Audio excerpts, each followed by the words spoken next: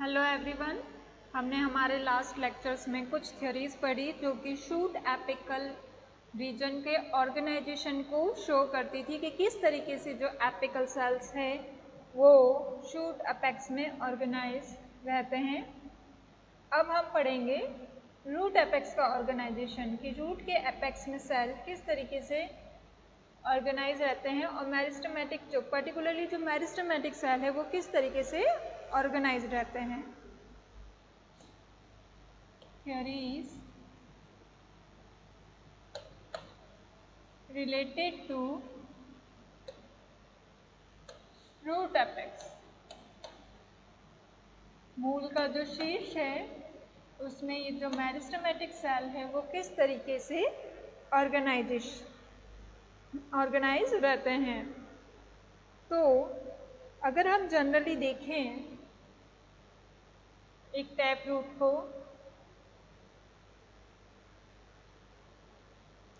तो रूट के पास क्या होंगे, उसके रूट हेयर्स।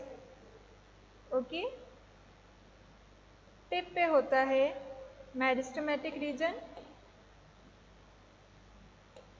जिसके ऑर्गेनाइजेशन की हम बात कर रहे हैं।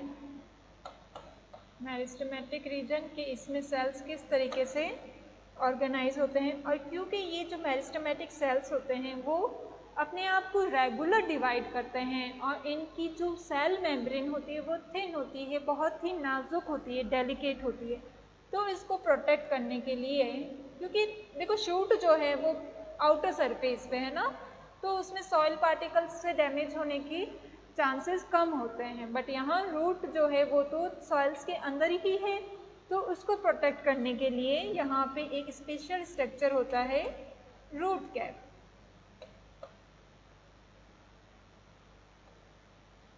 जिसे मूल गोप बोलते हैं। और वापस अगर हम बात करें तो ये हो गए रूट है। मेरिस्टेमेटिक जो सेल है वो फिर जब आगे बना के परमानेंट टिश्यू बनाएंगे तो यहाँ पे आएगा पहले सेल इलोंगेशन जोन। सेल पहले अपने आप को साइज में थोड़ा बड़ा करेंगे, क्योंकि जो सेल्स अपने आप को रेगुलर डिवाइड करेंगे वो हमेशा साइज में स्मॉलर होंगे। ओके, और सेल इलोंगेशन जोन के बाद जो जोन आएगा उसको हम बोलते हैं मैचुरेशन जोन। Maturation zone.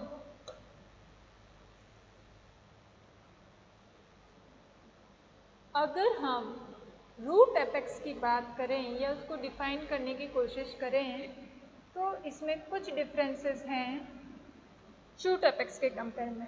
ठीक है, अगर हम इसकी पोजीशन की बात करें कि रूट एपेक्स की पोजीशन क्या है, तो जहां हमने शूट एपेक्स में पढ़ा था कि टर्मिनल रीजन पे प्रेजेंट होती है ना, एकदम ऊपरी, बट यहाँ पे हम सब टर्मिनल रीजन लिखेंगे। सब टर्मिनल क्यों? क्योंकि इसके ऊपर रूट कैप प्रेजेंट है, तो ये सब टर्मिनल रीजन आ गया। Okay, because root cap on terminal side,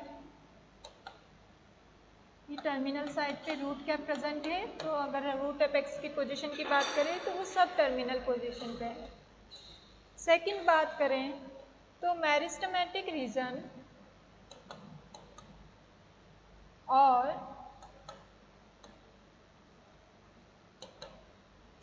cell elongation zone जो है, cell elongation zone of root is small in size, आकार में छोटा होता है। थर्ड, इनमें ब्रांच प्राइमोर्डिया एब्सेंट होते हैं। ब्रांच प्राइमोर्डिया जिसमें ब्रांचिंग होती है ना, एब्सेंट होते हैं। और अगर हम रूट हेयर्स की बात करें या लेटरल रूट्स की बात करें तो रूट हेयर्स तो होते हैं एपिडर्मिस से, बट अगर लेटरल रूट की बात करें, जैसे अपन बोलते हैं ना ब्रांचिंग हो गई कि रूट्स में भी तो उसमें बहुत सारी एक रूट से दूसरी रूट्स निकलती, तो वो लेटरल रूट्स होती है। तो लेटरल रूट का जो ओरिजिन होता है वो एंडोजीनस होता है, एंडोजीनस होता है, एंडोजीनस origin of lateral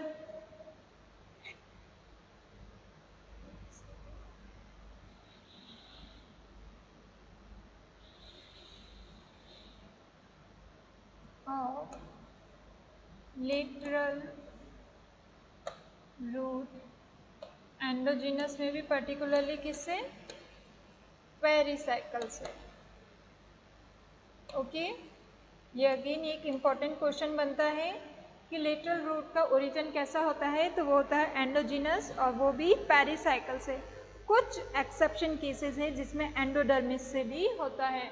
वहीं अगर हम रूट हेयर की बात करें तो ये किससे बनता है, एपिडर्मिस से।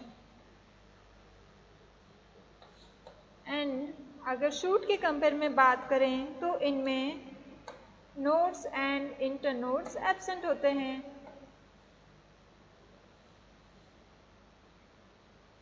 अगर इंटरनोड्स एब्सेंट है तो वापस वही बात होगी कि इंटरकैलरी मेरिस्टेम जो है वो इसमें एब्सेंट होते हैं, intercalary meristem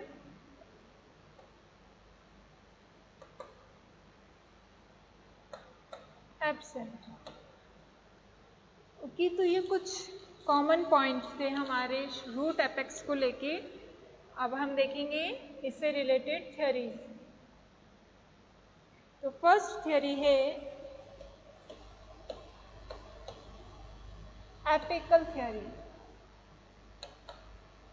apical theory. Shoot में भी थी एपिकल सेल थ्योरी, तो यहाँ पे भी फर्स्ट थ्योरी है एपिकल थ्योरी, जो कि प्रपोज्ड की गई थी नागेली द्वारा 1858 में।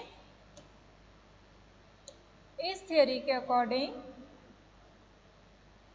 एपेक्स पे एक टेट्राहेड्रल एपिकल सेल होगा जो कि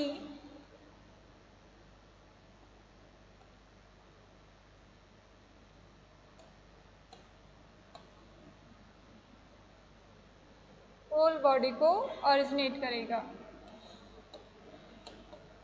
टेट्राहेड्रल एपिकल सेल जो कि पूरी बॉडी को बनाएगा, form whole body.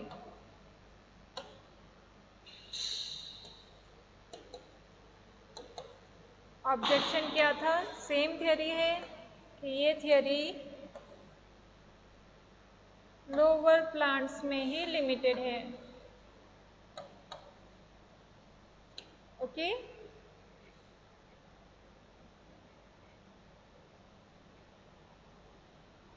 Then next theory है हिस्टोजन थ्योरी।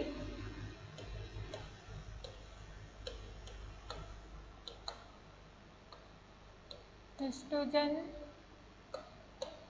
थ्योरी ये दी गई थी हैंस्टिंग द्वारा।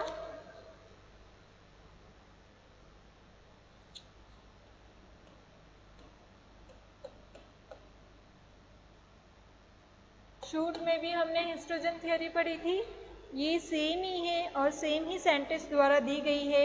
वहाँ हमने शूट के ऑर्गेनाइजेशन की बात करी थी, क्योंकि ये हमारे एग्ज़ाम में अलग से पूछी जाती है, थ्योरी ऑफ शूट ऑर्गेनाइजेशन या थ्योरी ऑफ रूट ऑर्गेनाइजेशन, इसलिए हमने इसको अलग अलग हेडिंग में पढ़ा है। तो ये दी गई थी हैंस्टिंग द्वारा 1868 में। इसके अकॉर्डिंग जो एपिकल रीजन है वो 3 लेयर्स में डिफ्रेंशिएट है।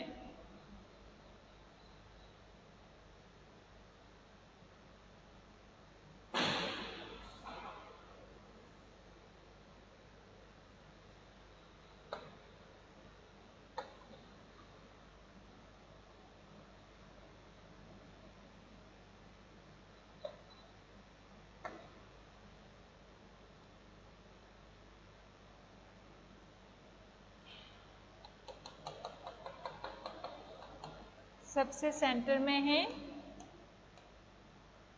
प्लीरोम, जो कि क्या बनाएगा, मस्कुलर बंडल्स। देन उसके आउटर में है पेरिब्लम, पेरिब्लम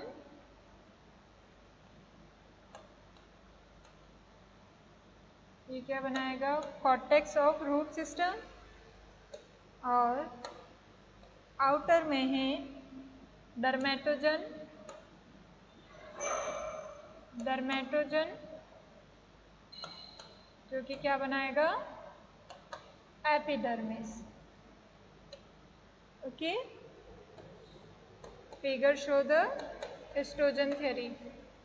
जब भी आप कोई भी फिगर बनाएंगे उसके नीचे उसकी हेडिंग लिखना मस्ट होती है। ओके, तो हैंसेन ने रूट में भी 3 लेयर्स बताई, प्लीरोम, पेरिब्लम एंड डर्मेटोजन सेम है, बट उसको रूट में किस तरीके से ऑर्गेनाइज किया गया है वो बताया। देन नेक्स्ट थ्योरी है हैबरलैंड हाइपोथेसिस।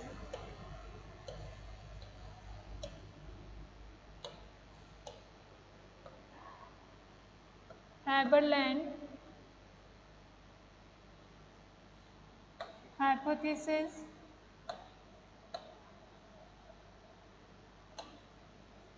ये दिया गया था हैबरलैंड द्वारा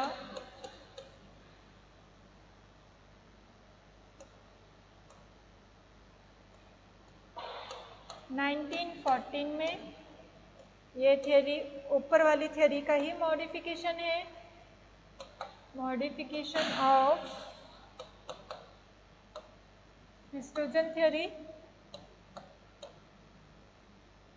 बस उन्होंने इसके जो जोनेशन के नेम हैं उनको बदल दिया था। जैसे जो हिस्ट्रोजन थ्योरी का डर्मेटोजन है उसको नाम दिया प्रोटोडर्म, जो कि क्या बनाएगा, एपिडर्मिस।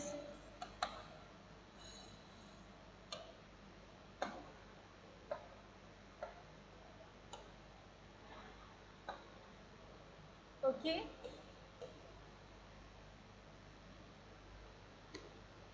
पेरिब्लम जो था, पेरिब्लम उसको नाम दिया ground meristem,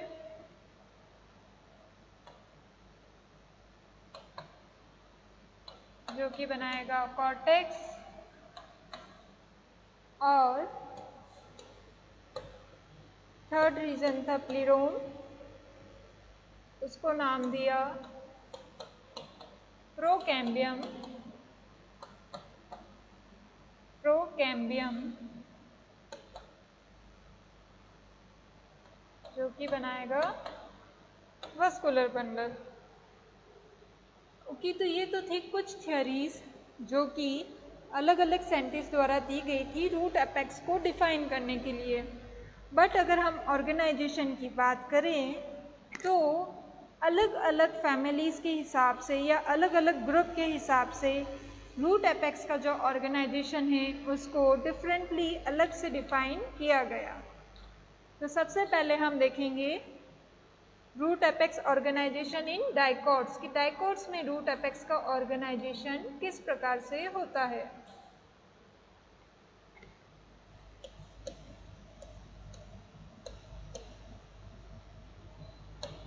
root apex organization in dicot. Okay, तो इसको 3 टाइप्स में डिफाइन किया, रैननक्यूलस, रैननक्यूलस टाइप। ये प्लांट्स के मेंबर को 3 मेजर ग्रुप में डिफरेंशिएट कर दिया गया रूट के ऑर्गेनाइजेशन के आधार पे। बाकी तो फैमिलीज तो बहुत सारी है, बट साइंटिस्ट द्वारा रूट्स में जो अलग अलग टाइप दिए गए उसमें 3 टाइप्स में डाइकोट्स में डिवाइड कर दिया।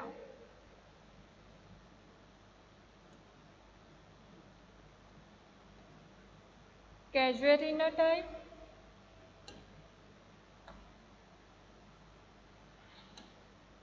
और थर्ड है जनरल टाइप।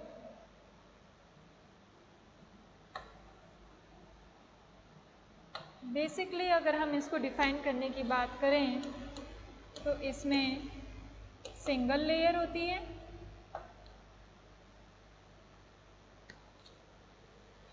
इसमें 2 लेयर होती है, और जनरल टाइप में 3 लेयर होती है। कि रूट एपेक्स का जो ऑर्गेनाइजेशन है वो 3 लेयर से बना है। रेनिनक्यूलस टाइप का जो है ये सबसे प्रिमिटिव टाइप का है।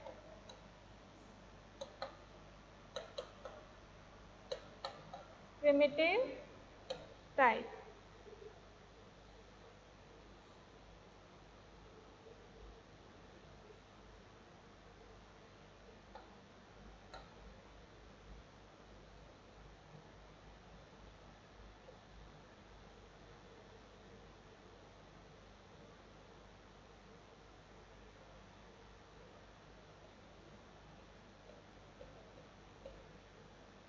ये रूट कैप है और ये single layer of meristematic cell जो कि रूट कैप, एपिडर्मिस, कॉर्टेक्स,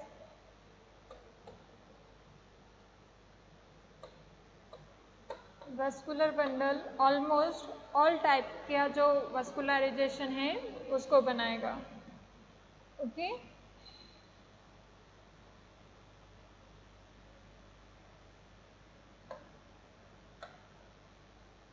इसी को अगर अपन ऊपर की तरफ ड्रॉ करें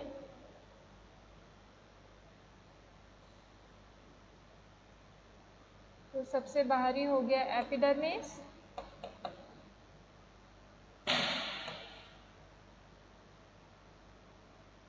कॉर्टेक्स, सबसे इनर वाली बनाएगी वस्कुलर बंडल या स्टीलर सिस्टम को। ओके, देन नेक्स्ट है कैजुरिना टाइप।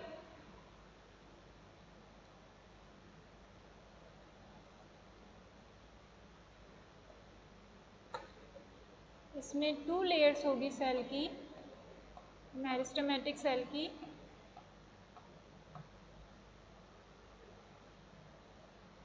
Inner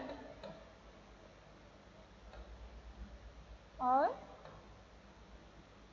outer.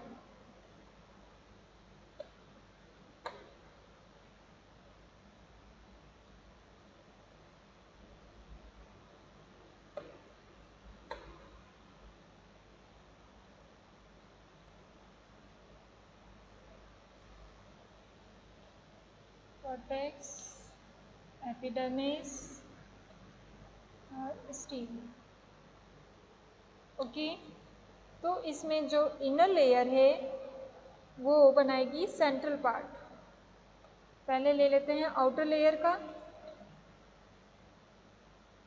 इसमें रूट कैप को ड्रॉ करना भूल गए। ये है रूट कैप,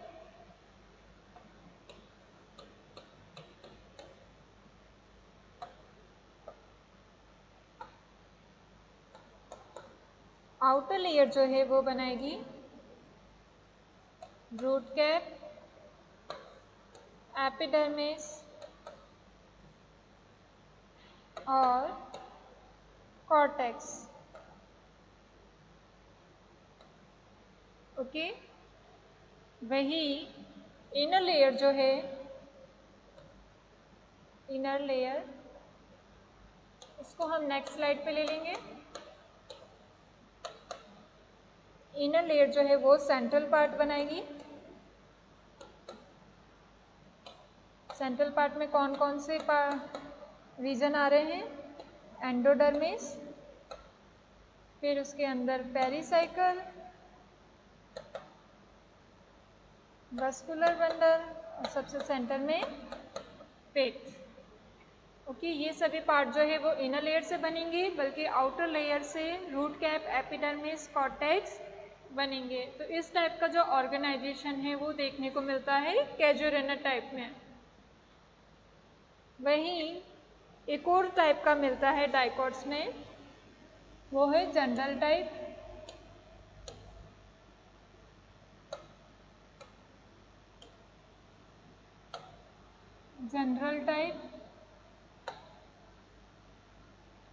जनरल टाइप में 3 लेयर्स होती है।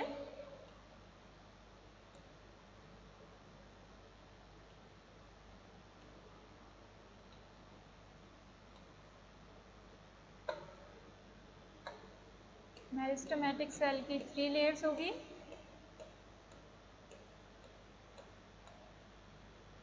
ओके, सेम यही कि एपिडर्मिस, कॉर्टेक्स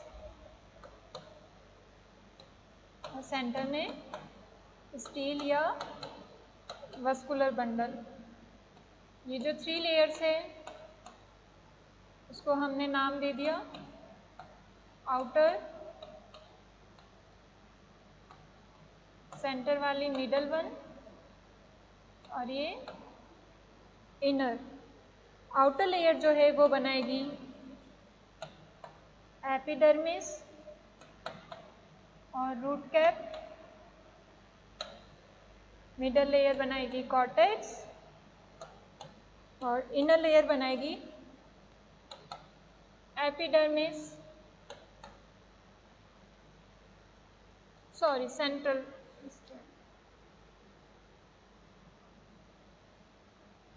इनर लेयर बनाएगी सेंट्रल स्टैंड, जिसमें पेरिसाइकल, वस्कुलर बंडल और पिथ रीजन आ जाएगा।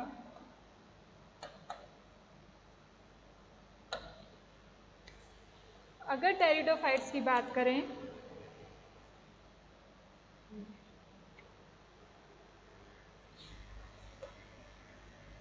इन pteridophytes and gymnosperms,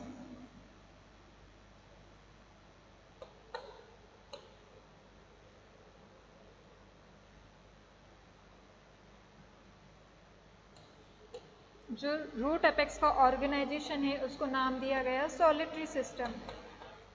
solitary system, इसमें सिंगल सेल जो है, सिंगल सेल पूरे रूट सिस्टम को बनाता है।